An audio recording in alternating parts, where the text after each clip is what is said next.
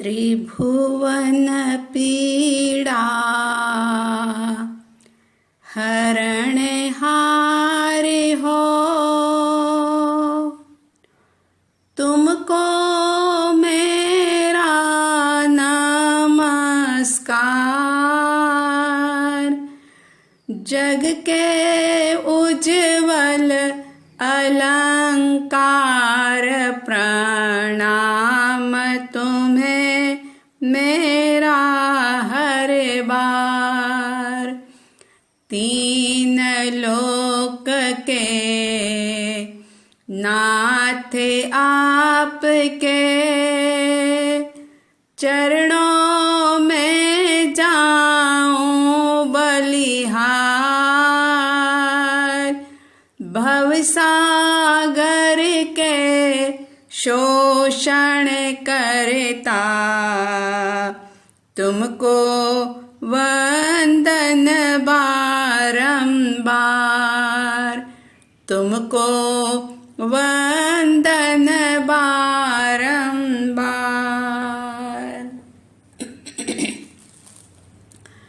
श्रद्धालु जिज्ञासु श्रोताओं, आज का दिन रक्षाबंधन पर्व के रूप में हमारे सामने उपस्थित हुआ है। रक्षा शब्द ही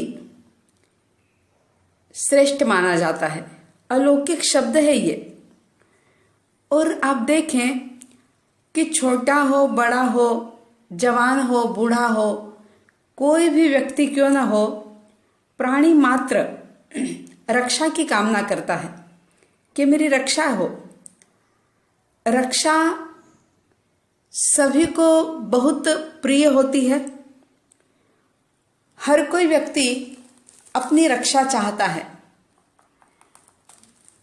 लेकिन ज्ञानीजन कहते हैं कि रक्षा दो प्रकार की होती है, एक स्वरक्षा और एक पर रक्षा, एक स्वदया और दूसरी परदया। स्वरक्षा का मतलब होता है कि हम अपने आप की रक्षा करें। आपके मन में सवाल पैदा हो सकता है कि ये तो कहने की आवश्यकता ही नहीं, हर कोई जीव अपने आप की रक्षा करता है। लेकिन अगर हम अध्यात्म की गहराई में जाकर के देखें तो जो भी अधिकांश जीव अपनी रक्षा करते हुए हमें दिखाई देते हैं, वो सारी रक्षा उनकी देह की रक्षा है, देह से जुड़ी हुई सारी वस्तुओं की रक्षा है।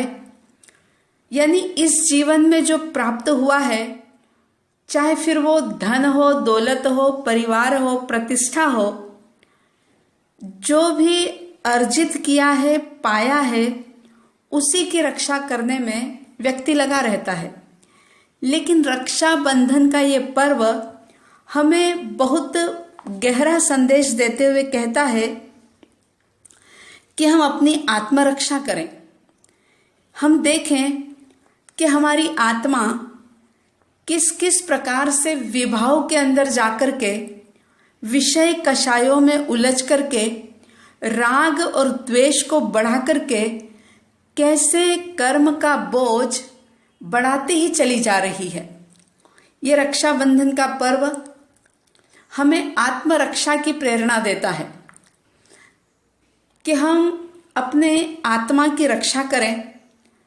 जिस तरफ हमने ध्यान नहीं दिया, पिछले जन्मों में आत्मरक्षा का भाव पैदा नहीं हुआ, इस कारण से 84 लाख जीवा योनियों के अंदर परिभ्रमण करना पड़ा। और अब सारी चीजें अनुकूल प्राप्त होने के बाद, सद्धर्म की प्राप्ति हो जाने के बाद, वीतराग परमात्मा की वाणी मिल जाने के बाद, अगर स्वरक्षा का भाव नहीं आया, आत्मरक्षा करने का भाव भीतर में पैदा नहीं हुआ, सजगता पैदा नहीं हुई, तो फिर वही 84 लाख योनि की जो यात्रा है वो उसी प्रकार से चलती रहेगी। इसलिए जागृत बने और आत्मरक्षा करें। और जो व्यक्ति आत्मरक्षा करता है वो निश्चित रूप से पर की भी रक्षा करता है। जो स्वयं के साथ हिंसक नहीं होता वो दूसरों की हिंसा कर ही नहीं सकता, क्योंकि उसके भीतर में ये संस्कार जम जाते हैं आत्मवत सर्वभूतेषु। जैसी मेरी आत्मा है वैसी ही सबकी आत्मा है, फिर वह किसी को कष्ट नहीं दे सकता।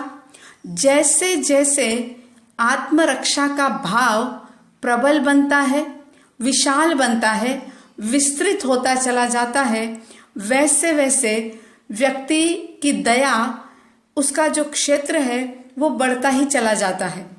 और फिर धीरे धीरे एक समय ऐसा आता है कि उसके भीतर में सिर्फ और सिर्फ दया और करुणा का ही ओवरफ्लो होता रहता है। जैसा कि तीर्थंकर परमात्मा उपदेश भी देते हैं, तो उनके उपदेश का भी सिर्फ और सिर्फ एक ही उद्देश्य होता है। जैसा कि शास्त्रों में कहा गया है कि सव जग जीव रक्षण दयठ्याय भगवया पाव्यणम सुकहियम।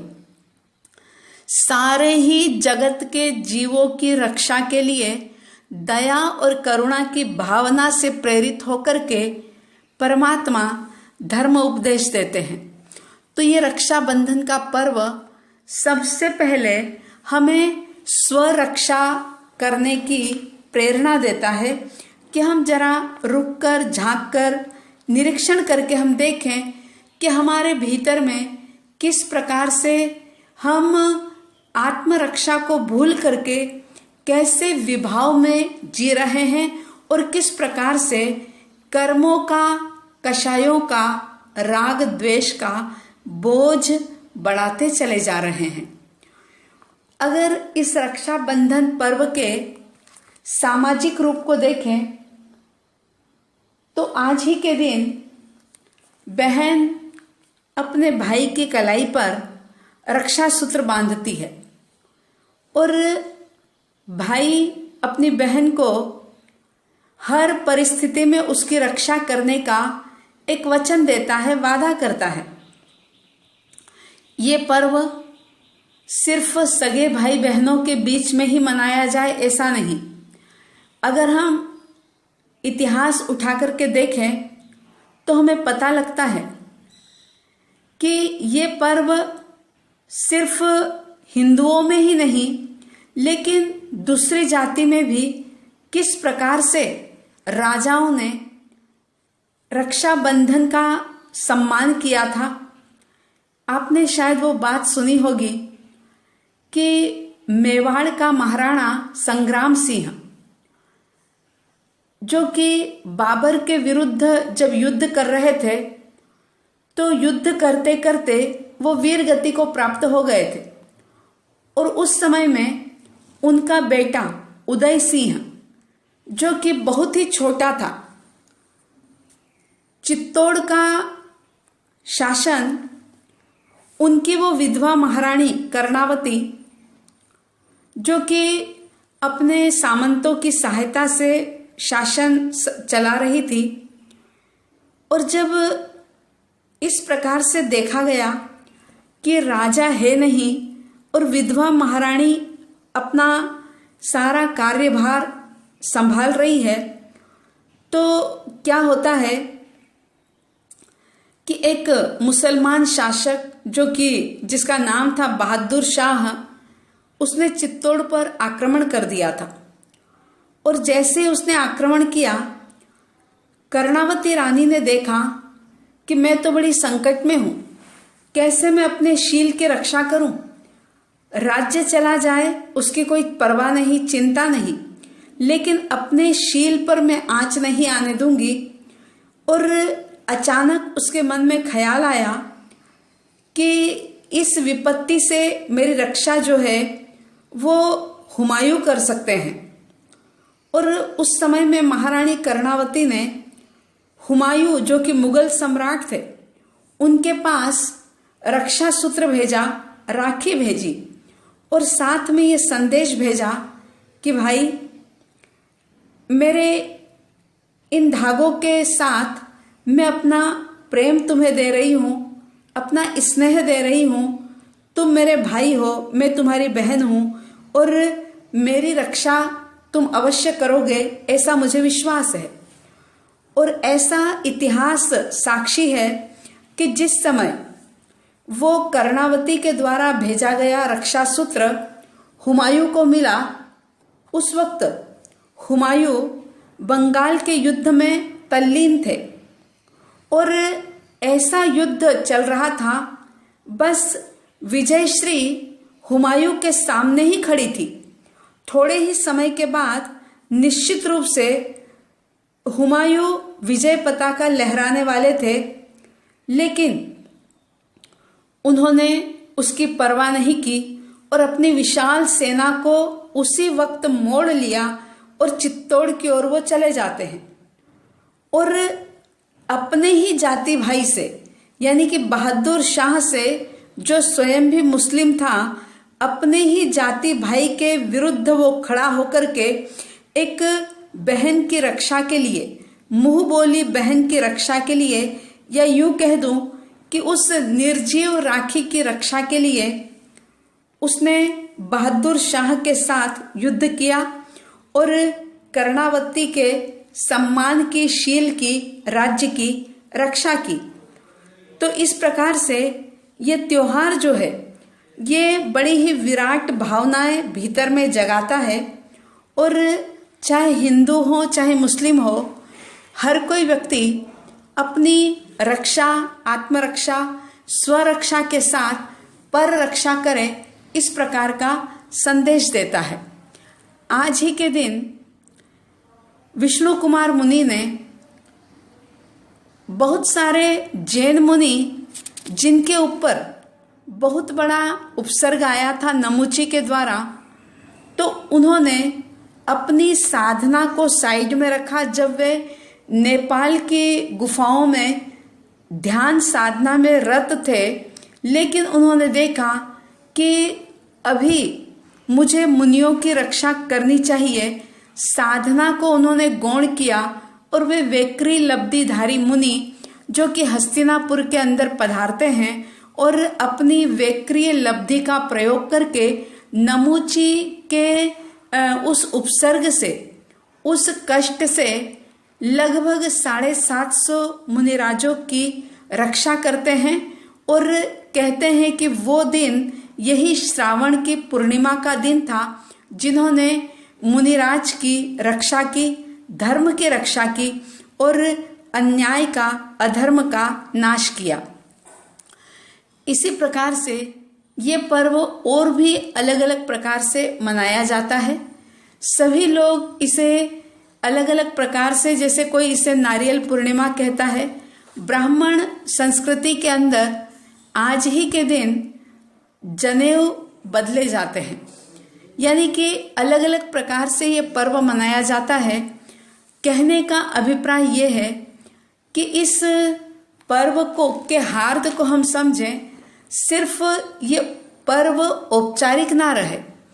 अगर बहन भी अपने भाई की कलाई पर रक्षा सूत्र बांध रही है तो वो अपने भाई की विजय पताका की उम्मीद करे, आशा करे, दुआ करे उसके लिए कि मेरा भाई हमेशा सत्य मार्ग पर चलता रहे, मेरे भाई की उन्नति और प्रगति होती रहे, मेरा भाई आध्यात्मिक क्षेत्र के अंदर आगे बढ़ता रहे।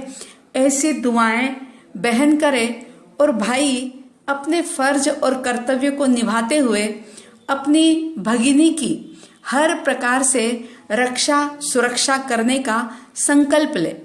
ये पर्व कोई लेन देन का पर्व नहीं है, जो कि आज के समय में मुख्य हो गया है लेन देन। और कई बार ऐसा भी होता है कि लेन देन में थोड़ी सी भी कहीं कोई कमी आ गई, भाई की तरफ से अगर बहन को ठीक उपहार नहीं मिला या बहन अपने भाई को कुछ ना दे पाई, तो कई बार ऐसा भी होता है कि इस लेन देन की कमी के कारण से भाई बहनों का जो प्रेम है वो सूख जाता है। और ऐसा भी कई बार देखा गया कि रिश्तों में इतनी ज़्यादा खटास पैदा हो जाती है कि एक दूसरे से बातचीत भी बंद हो जाती है। ध्यान रहे, इस महत्वपूर्ण पर्व पर स्वार्थ बीच में ना आए, लेन देन बीच में ना आए। अपने अपने कर्तव्यों को निभाते हुए इस पर्व को सामाजिक रूप से मनाएं और अपनी आत्मरक्षा का भाव बहुत ज़्यादा विस्तृत करते हुए, प्रबल करते हुए इस पर्व को आध्यात्मिक रूप से भी मनाने का संकल्प करें। आप सबके भीतर में आत्मरक्षा का, स्वदया और परदया का भाव प्रबलतम बने। आप सब अपने जीवन के कर्तव्यों का हमेशा आपके भीतर में बोध बना रहे, जागृति बनी रहे, ऐसी साध्वी द्वय की तरफ से हार्दिक हार्दिक शुभकामना, मंगल कामना। और इन्हीं शब्दों के साथ जय महावीर, जय गुरु आनंद।